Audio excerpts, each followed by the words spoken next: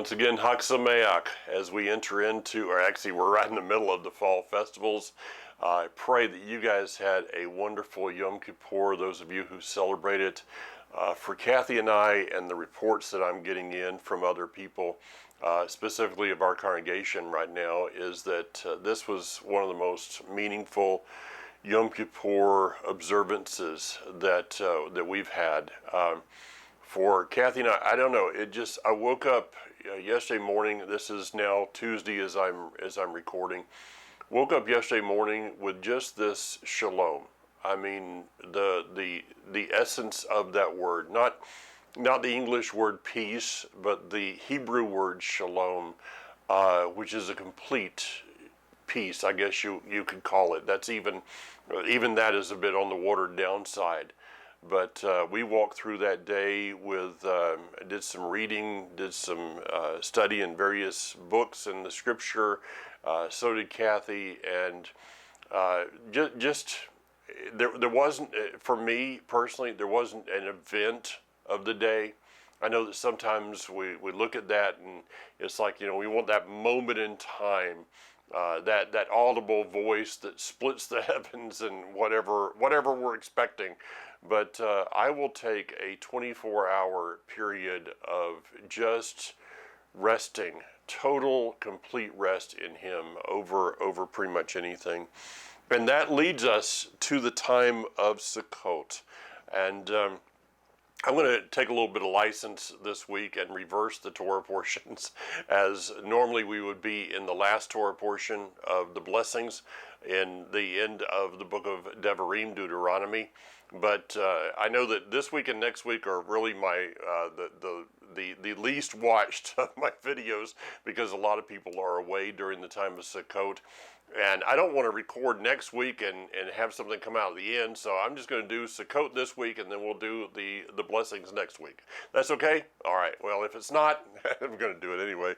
So we're going to go to Leviticus chapter 23.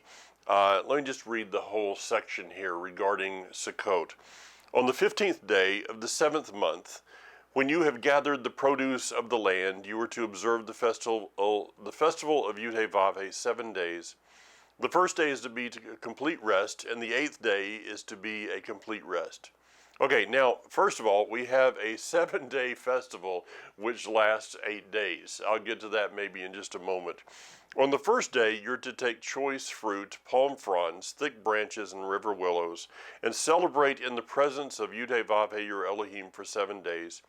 You're to observe it as a feast for Yud-Heh-Vav-Heh 7 days in the year. It is a permanent regulation, generation after generation. It is to be kept in the 7th month.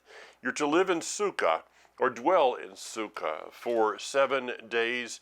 Every citizen of Israel is to live in a Sukkah, so that generation after generation of you will know that I made the people of Israel to live in Sukkah when I brought them out of the land of Egypt. I am Yud-Heh-Vav-Heh, your Elohim. Then Moshe announced to the people of Israel the designated times of Yud-Heh-Vav-Heh. Let me first just one point here that I wasn't planning to get to. It says every citizen of Israel, and I've talked about this so many times, but I think this is still something that we need to. We hear, maybe you hear it, but it's not something that's becoming a part of a person until we understand our identity. Identity changes everything. Who you see yourself as is who you will become. I was talking with a good friend, a couple of good friends this past Shabbat, and it was part of I think it was after Shabbat, and we were discussing this whole concept of how we look at ourselves going into Yom Kippur. And she related one day that she was standing looking in the mirror and was just speaking so down on herself. Didn't like, everything. It just, the routine. Maybe you sit there those days, you just don't like yourself, and you don't like the things you do, and it's that day of the things that I want to do, I don't do, and the things that I don't want to do, I do, and let's be really honest with each other. We all have those days, and This is one of those days for her, and she said in the middle of it, she heard these words, "Quit speaking to my beloved like that."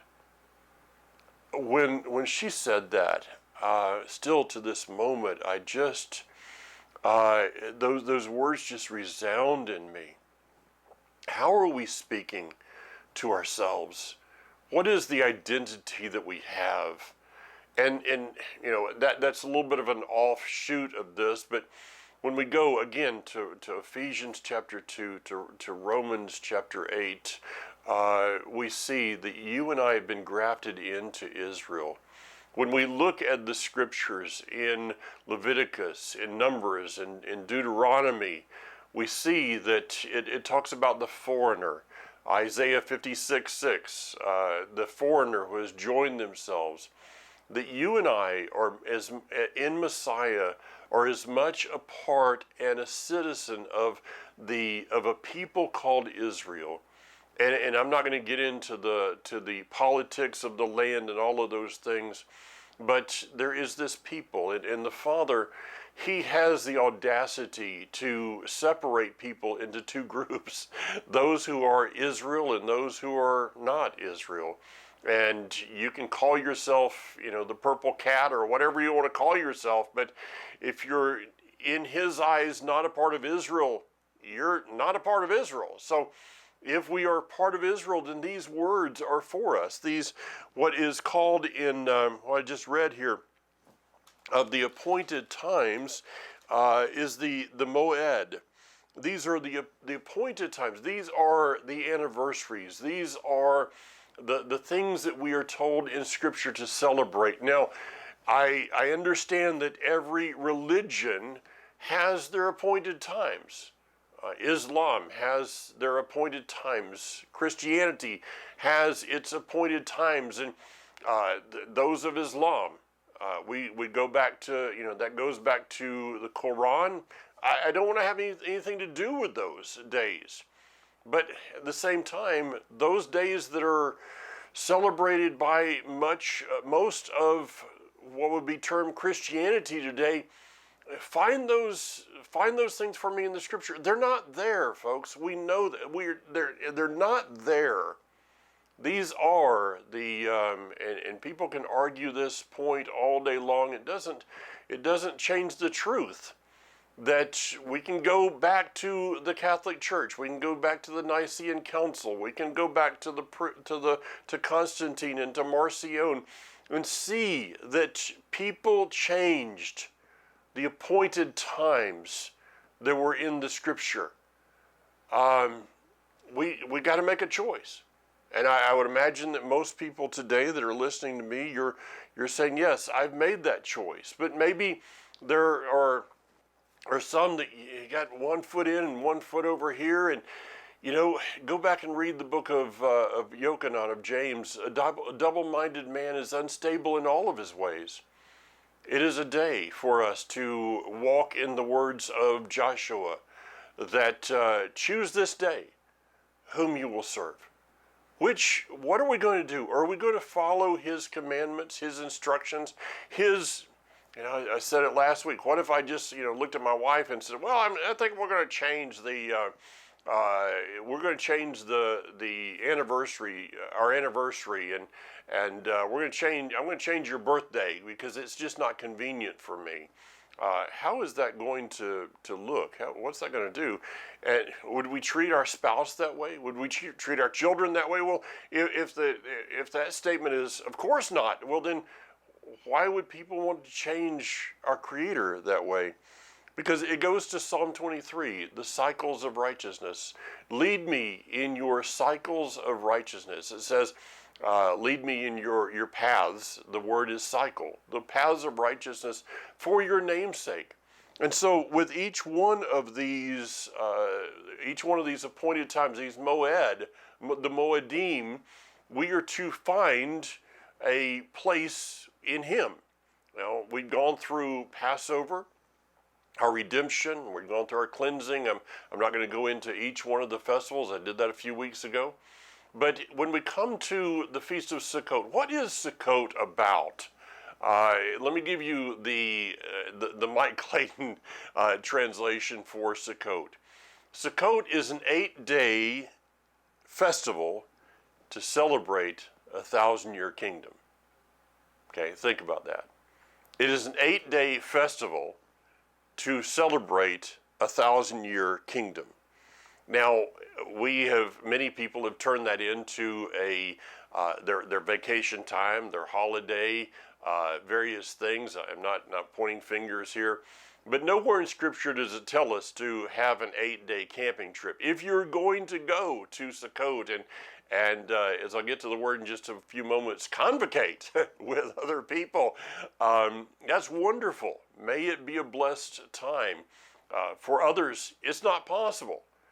People don't have the ability to take off all of those days. We're told that we are to refrain, that the first day and the 8th day are to be Shabbat. But we're not told to pack up the RV, the mobile sukkah, and go somewhere. We are told to set these days apart. For us at Life Assembly, we will be meeting on Friday night. For the first day, we're going to be meeting during the week. We have numerous people that are going to be hosting at their homes. We will be meeting on the last day of Sukkot, actually at our house, at Kathy and my house. We will be meeting for the 8th day with someone else. And during that time, though, the other times, we will be doing this thing of dwelling. And what does the word dwell means? It doesn't mean to go away. It just means to have a separate time outside of your house. So this year, I'm going to actually be in Old Town, Florida for a couple days. But as soon as I get finished with this recording and a few other things, we're going to be starting to put together, Kathy's already started, our Sukkot decorations. We're going to put up a tent in the yard. We're going to put up some lights. I'll probably get the fire pit out and start cutting some wood, and we're going to do some Sukkoting in the yard. We'll be putting a table out on the front deck, and we'll be taking our meals there. Spending some extra time out under, I have a shade awning out there, and we'll be spending some time under that. And so I know that we're not in Israel, but during the 1,000-year reign, we'll be bringing our offerings, whatever that is, and we will be dwelling in sukkahs. I don't know if we're going to be, everybody gathering up on the Galilee or the Golan or something for an 8-day camping trip there. Actually, the scripture is more like we're going to be going to Jerusalem. But these are rehearsals.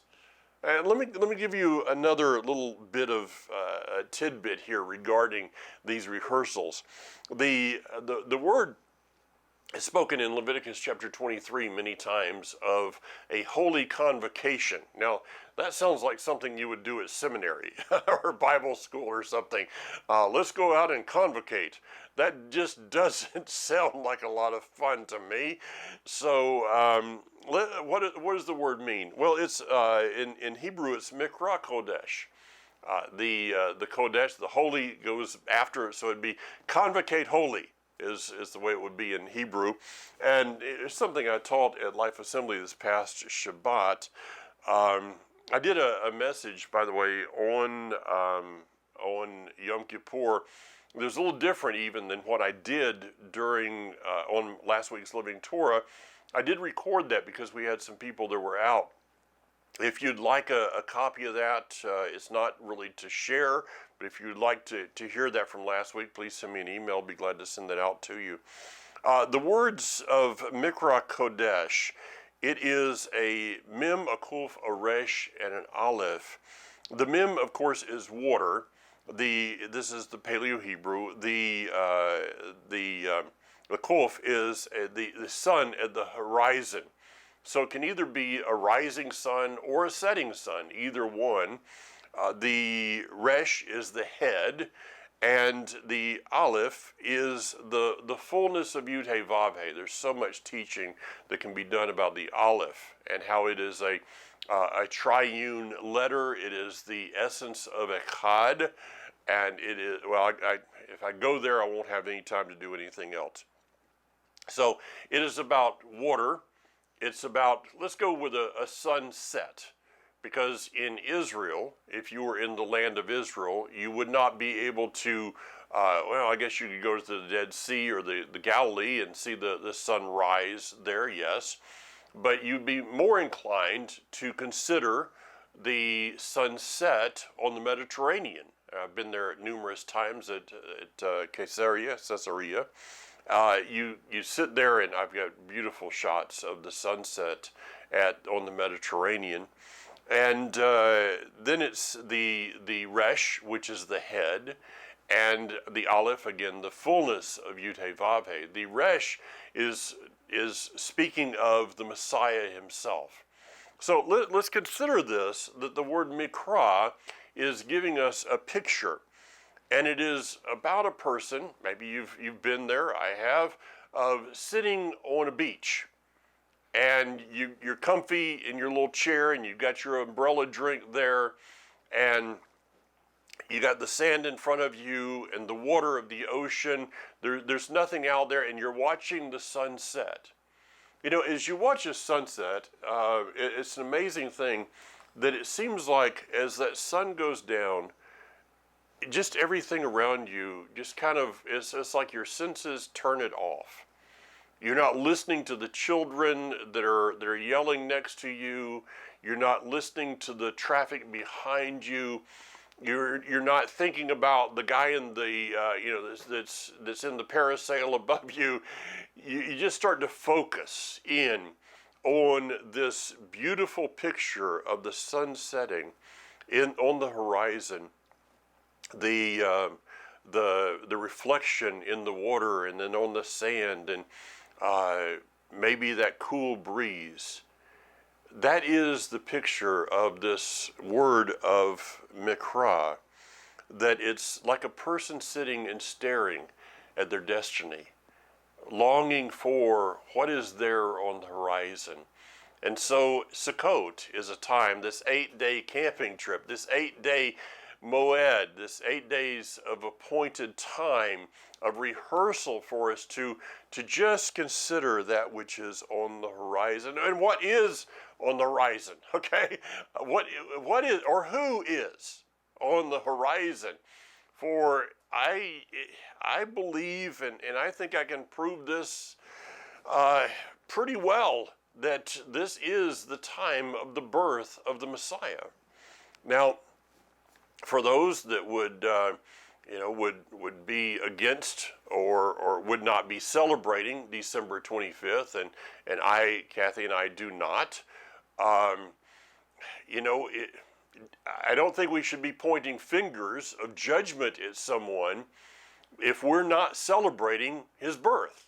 Now, I got it that the birthdays are not in the scripture, but I'm just kind of thinking that without the birth of Messiah, there is no death of Messiah. And without the death, there's no resurrection. And without the resurrection, there's no redemption. And if we were not to in any way observe or commemorate or acknowledge the birth of Messiah, then why do we have the first books of the first chapters of Matthew and the first chapters of Luke? I don't know. So maybe, I've been to numerous Sukkots through the years in which there's no reference of Messiah. I personally believe that we can look back and see that his conception was at Hanukkah, the Festival of Lights. Yeah, there's some, I think there's some hint of that. 9 months later, we have Sukkot, which would have been the time of the conception through the birth of Messiah. And we will celebrate on our first night of Sukkot. We will celebrate the birth of the Messiah. We will acknowledge the birth of Messiah. And maybe this is a good time to institute something into your observance of Sukkot.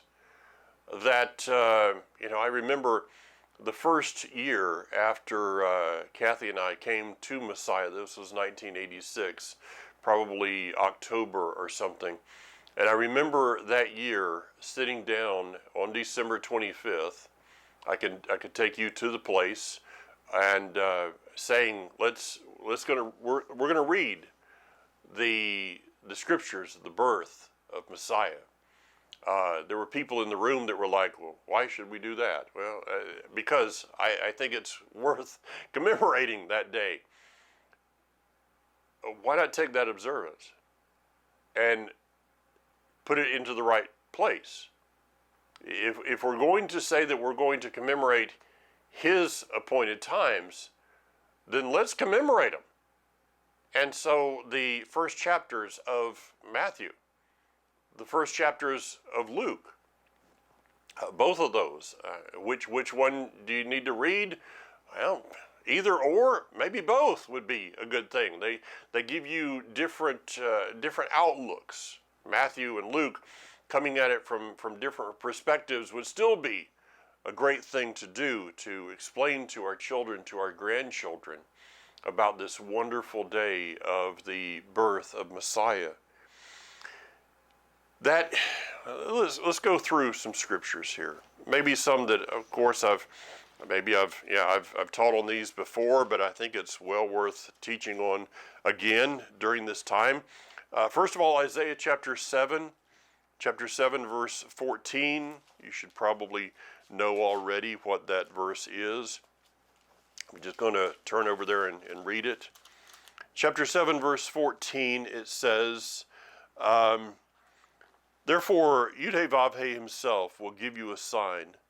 A young woman, or it should be translated, I believe, virgin, will become pregnant, bear a son, and his name will be Emmanuel, which is Elohim is with us. So consider this, that there is the argument of is it a young woman or is it a virgin? Well, for it to be God, Elohim, with us, I did some study this yesterday. I don't have the book with me, it's downstairs. Witness in the Stars by E.W. Bullinger. Getting through the introduction of that book was difficult because it is overwhelming to the mind. The amazing, I read 2 books, or I read a book and a half yesterday. I read the book Wonders Without Number, and that's reference to a verse in Job regarding the stars, and this is by David Reeves. Many of you would know his father. I can't remember his name, but he wrote the book years ago, Too Long in the Sun. Well, David is an astronomer and amazing, and he goes through and teaches about the zodiac, which let me just sideline this just a little bit. The zodiac, the word zodiac actually comes from the Hebrew word of sodi, which is where we get sod, which is the word which means a way or a path, the way, the path, which takes us into a lot of other things here. So the zodiac, as we see it today with the horoscope, has been yeah, kind of nice Freudian faux pas there, or whatever that's called. But the horoscope, I'll just claim it as that one, is a perversion of the truth. And when you go back and you see what is in the stars, I recommend this book to everyone. Witness in the Stars, or Witness of the Stars by E.W. Bullinger. Get ready, sit down, and just strap in on this one. The other one, David Reeves and his thoughts on astronomy. The two come together so well. David also goes into a lot of things about creation science, and I'm going to be studying more on that in the coming days and probably bringing that out more in the Torah portions to come. Got some other plans in that also. But these 2 books bring us to this point of seeing that a virgin shall conceive and bear a son, and he would be Yud-Heh-Vav-Heh with us. and the battle that would be between the seeds and the judgment and all of these things going through. That was all in the stars, folks. It's out there every single day. To the point, I'll give you one more. The Southern Cross, which is a constellation of stars, used to be seen in the northern hemisphere, but has, in a way, and I don't understand all of this, but it is in a way migrated out of the northern hemisphere and cannot be seen. It was thought to not be able to be seen anymore until an expedition off of Cape Horn, and they were able to see the Southern Cross. Well, guess what?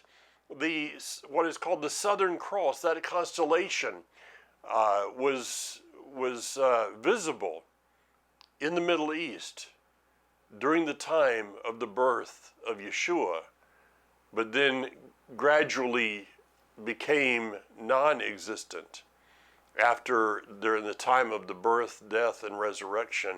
It migrated out of the northern hemisphere. I'll let you just kind of roll with that one. Get the book. You'll get both of those.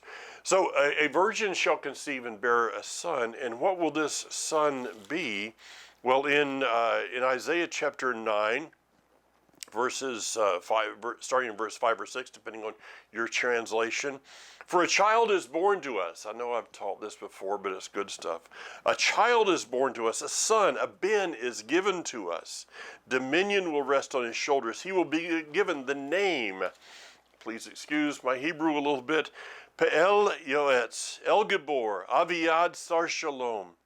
Wonderful Counselor, Mighty Elohim, Father of Eternity, Prince of Peace, in order to extend the dominion and perpetuate the peace of the throne and kingdom of David, to secure it, sustain it through justice and righteousness. Henceforth and forever, the zeal of Yahweh Sabaoth will accomplish this. Notice this, that it says, a child is born. Well, that's not a new thing, that a child is born. A physical dirt being is born, that which is the same as you and I. That I did something at our Yom Kippur service. I took a cup of dirt and put it down in the middle of the table and said, guys, this is you. This is me. This is who we are. We are just a lump of dirt. And if you spent your whole Sukkot or your whole Yom Kippur trying to purify that, what's it going to take to get the dirt to 100% pure? You're not. We can't purify ourselves. Maybe we can do some good deeds and things, but we're never going to get to the point of saying that's 100%. Not even Lysol kills 100% of impurities. So we need the Messiah to make us 100% pure and clean. So he was born in this dirt suit, same as you and I, but it says, unto us a ben, and that goes over to the book of Daniel, chapter 7, verse 13, 14. Read those verses. So we could basically put it like this, that with Miriam, a virgin shall conceive. That it was not, if it was just that her and Joseph had relations together, it would have been, unto us a child is born, unto us a child is given. That's how the verses would read. But it says, unto us a ben, a son is given, and it is that son which is prophesied in Daniel chapter 7. And that son, the child, shall be called Wonderful Counselor, Mighty Elohim, Father of Eternity, Sar Shalom, Prince of Peace. So the Son is the Father, and the Father is the Son. Oh, that'll get you going there for a while. If you want to, so I put down in the notes of my scripture, to know the one who came as a child is to know the Father. And I think that the words of Yochanan, John, the words of Yeshua himself would validate my reference there. If you want to study this a little bit further, let me give you some, get pen and paper real quick. You might want to pause this along the way. If you want to study this concept out a little bit more, Jeremiah chapter 23, verses 5 and 6. It's Jeremiah 23, 5 and 6. Zechariah chapter 6, verses 12 and 13. Daniel chapter 7, verses 13 and 14. John chapter 14, verse 9. Again, you can rewind that just a little bit and pick those up. So let me give you something else. In the book of David Reeves yesterday, he was quoting a NASA scientist, a man who was personally involved, and I can't remember. He was one of the heads of the Apollo project. Now, he had some great quotes from those men that were on some of the Apollo, the first ones to go around to orbit the moon, as they read the first verses of Genesis. But there was a quote in there from a man. I didn't get the reference here as I was putting my notes together, but I'm going to loosely transpose a little bit, I guess is the word, his words, that what this says to us, the birth of Messiah, is that the Creator visited his creation in order to redeem his creation. His creation, in turn, nailed him to it. Think about those words. The Creator visited his creation in order to redeem his creation. His creation, in turn, nailed him to a part of his creation. Kathy used to do special songs years ago, and one of my favorites was a song that was part of the words was "He grew the tree." That would be, and I'm loosely translating loosely quoting this because I can't remember it exactly. He grew the tree that would be used to nail him to it. You stop and think about that for a moment, folks. That the Creator, it's like this. Let's say that I built you a house. I built you a mansion, beautiful house. I mean, I went to you and said, what are the desires of your heart concerning a house? And everything that you had lined out about this house, I built it to those specifications, did not spare any expense, put in extra things along the way. And before I hand you the deed to that house, I handed you a small list of rules of the house. And I said, okay, here's some things that I would like you to not do and to do. First of all, I'd like you to keep the house clean. I'd like you to not make holes in the walls. I'd like you to not write on the walls. I'd like you to not bring certain animals into the house for your food, for your consumption. I would like you to, just laid out some things. I would like you to show hospitality to those who are invited into this house. I would like you to care for, to nourish those who are a part of the family of that house. And it was just, I gave you everything that you could ever desire, but here are some rules for that house. And then there comes a day somewhere along the way that I call and say, I'd like to visit. I walk into the house and it's filthy. There's nobody's dusted, nobody's vacuumed. There's mud on the carpet. There's writing of pagan symbols on the walls. There's holes where there's been, a fist through or a foot through a door or something. I look in the refrigerator and it's loaded with all of the things that I ask you not to bring into the house. And so I look at you and say, why?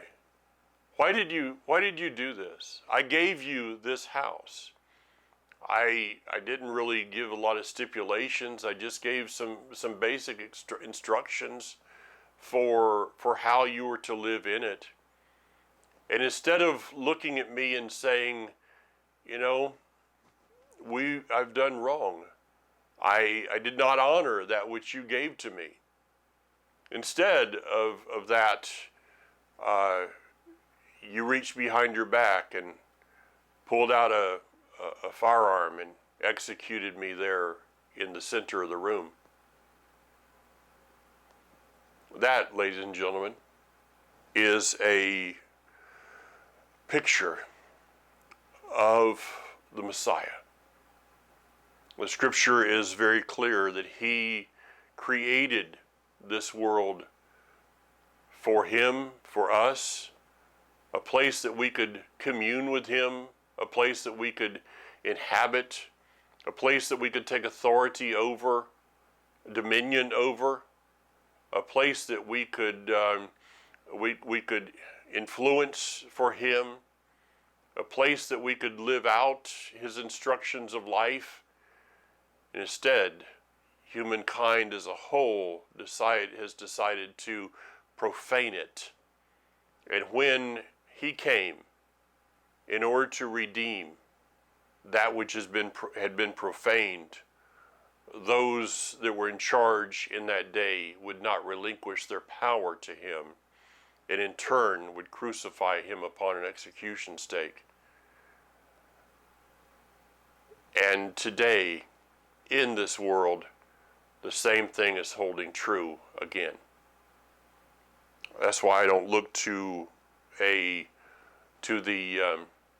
political solution to a spiritual problem. Now let me get over to the something a little bit more light, and that we're going to go back to the book of Leviticus, chapter 23, and it says that we are to, on the first day, you are to take choice fruit, which is the estrog, palm fronds, thick branches, and river willows, and celebrate in the presence of Yud-Heh-Vav-Heh for 7 days. I want to, let's go through the four fruits. First of all, the etrog has a smell to it and has flavor to it, which speaks of a person who has both deeds and study. So they are studying the scriptures, and out of that they're bearing fruit. The palm, on the other hand, has no smell, but has good deeds. So this is about a person who has not cracked open a Bible in ages, trying to do good works. Some of those good works may be good, some of them may be evil, because without the scripture, we're going to end up eating off the tree of the knowledge of good and evil. Some of the things we do are going to be good, some of them are going to be bad, evil, and we're going to put the good tag on it, okay? The myrtle has a smell to it, but it has no fruit. And this is about a person that spends their whole day and night, studying the scripture, but never gets out of themselves. And I was talking to Kathy last night at the end of Yom Kippur. In the last couple of years, I've started playing golf, as some of you know, and somebody asked me the other day, why are you playing with the league? There's a league that I play with, and they said, why are you playing? It's so, there's the language that is just atrocious. Some of the jokes, I feel like I'm in kindergarten. There's some things to endure. And I just said to Kathy last night, I said, sometimes I think, am I wasting my time doing this? And then it kind of was a revelation to me last night. As someone who has been in ministry, October will be 30 years. There is a tendency for those in ministry to kind of become a part of those that are like-minded. God almost becomes your profession in a way. And I'm not going to explain myself on that one exactly, but this is what I do. When I open the scriptures, I'm opening it. It's very difficult for me to just read the verses for myself, but I'm reading them for the next sermon, for the next for the next teaching, whatever I'm doing. It's difficult when this is the calling of your life. I'm not complaining here, but I said, this time that I have takes me out of the comfort zone of people who don't use that kind of language and don't talk about their spouses like that or somebody else like that. And it sometimes I just got to kind of tone it out, but it takes me to a place of what the reality of this world is all about. And maybe, just maybe, somewhere along the way, I'm shining some kind of light into their lives. So, it's a holy thing to study, but we can study to the point that there's no fruit in our lives. And then there's the willow. And the willow has neither fruit, deeds, neither does it have study. It just is a willow. But the willow has its place. And these are termed as 4 different kinds of people. And to give you a little expounding on this, I want to take you to a book, Israel, A Tapestry of Prophecy, Hope, and Fulfillment, by a good friend of mine, Moshe Kempinski. And in here is a chapter called The Willow People. And I'd like to read part of a chapter here. And he quotes Rabbi Hanan Porei, teaching on Sukkot, returned to the Talmudic expression of why we bring together 4 species on the holiday of Sukkot. And he quotes the book of Leviticus, the verses I just read. And it says, the Talmud describes the mystical understanding that taste and smell represent spiritual knowledge and divine deeds respectively. The etrog represents a species that has taste and smell. The palm has taste, its fruits, but no smell. The myrtle branch has smell, but no fruit, and therefore no taste. The willow branches have neither. The Talmud describes how each gives to the other what the other is lacking. Rabbi Porei then asks, what then does the myrtle branch give? It has nothing. But the willow branch simply cannot be insignificant, as it is a critical member of the 4 species. During the days of the temple, willow branches were brought from the village of Matzah near Jerusalem and were placed around the altar throughout the feast. On the last day, after putting away the lulav and etrog, we remain holding 5 branches of willow branches in our hands. Finally, at the end of the service, they are flung on top of the Ark of the Scrolls, a place of honor. Not a minor role at all. To begin to understand, we see through the Bible that the willows are connected with water, rivers, and brooks.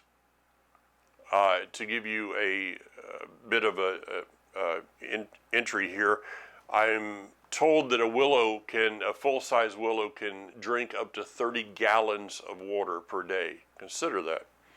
The willow branch cannot live without water and therefore yearns for water to survive.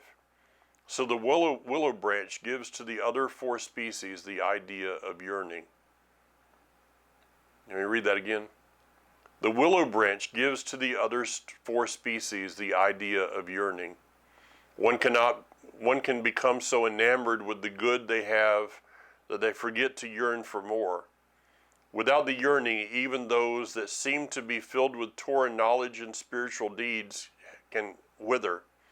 They too need to continue yearning for the soothing, living waters of destiny and hope. Only then will the yearning that began after the destruction of the temple eventually lead to its fulfillment. Sukkot is a time of joy. It's a time to sit on the word of what was the word that I used? Mikra. The word of sitting down, contemplating the destiny, contemplating the word, the one of our destiny. But Sukkot should have a mixed emotion. There should be a mixed emotion within this beautiful day, these days. And that mixed emotion is found over in in Psalm. Turn over there. Psalm 137. Get back to Moshe's book in just a moment. In Psalm 137 it says, by the rivers of Babylon, this is speaking of the days of the exile of the southern kingdom into Babylon, a day that you and I should be able to relate to as we are in exile. By the rivers of Babylon we sat down and wept as we remembered Zion. We had hung up our lyres on the willows that were there. When they asked us to sing, when those who had taken us captive asked us to sing them a song, our tormentors demanded joy from us. Sing us one of the songs of Zion. The willows. When we hung up our lyres on the willows that were there is a Sukkot reference. That during Sukkot, a time of joy, a time in which those that were in exile in Babylon would be remembering the Sukkots that they had been to in Jerusalem, the Sukkots that were there during the first temple. And the willows tell us that during that time, the tormentors, those that had taken them exile, were asking them to sing songs of joy, but yet they were unable to fully enter into that joy because they were still in exile. You know, these words should speak very clearly to us. How can we sing a song about Yud-Heh-Vav-Heh here on foreign soil? If I forget you, Jerusalem, may my right hand wither away. May my tongue stick to the roof of my mouth if I fail to remember you. If I fail to count Jerusalem the greatest of all of my joys. Why? Why is it that we should count Jerusalem the greatest of all of our joys? It's because that is where our destiny is. That is where this Mikra, that is what this Kodesh Mikra Kodesh, is all about.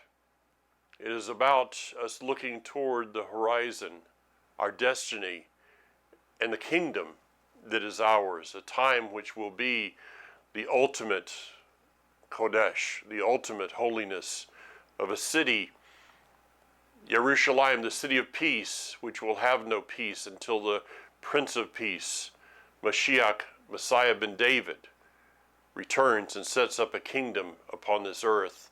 We read about it in Isaiah chapter 2 and many other places.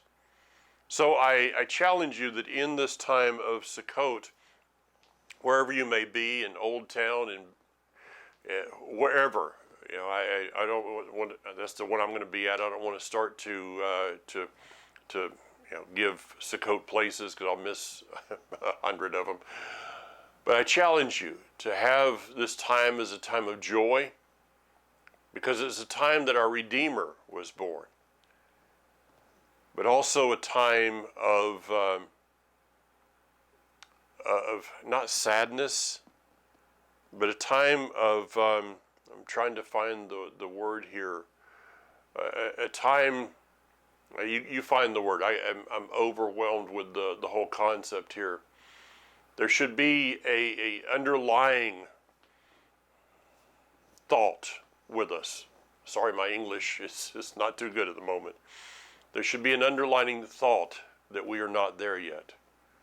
Yes, we have been redeemed, but we're not there. And to quote a verse that Moshe Kempinski brought out, eventually leading us to the fulfillment in Isaiah 44, verses 1 through 4, for I will pour water upon him that is thirsty, and floods upon the dry ground. I will pour my spirit upon your seed, and my blessing upon your offspring, and they shall spring up as among the grass, as willows by the water courses. one day there will not be a need for us to hang our instruments on the willows, but instead we will be throwing our willows unto him as we yearn for the one who is seated on a throne before us. Yeah. Chag Sameach again. Shabbat Shalom, Shavuot Tov, all of those things that we have. And Bezrat Hashem, God willing, I'll be back in time to record the last of the Torah portions. Until then, have a blessed Sukkot and be strong. Yivarechecha Adonai v'yishmarecha.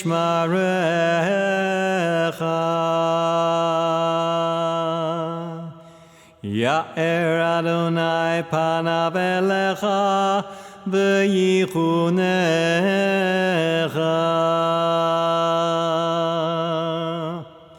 Yisa Adonai panav elecha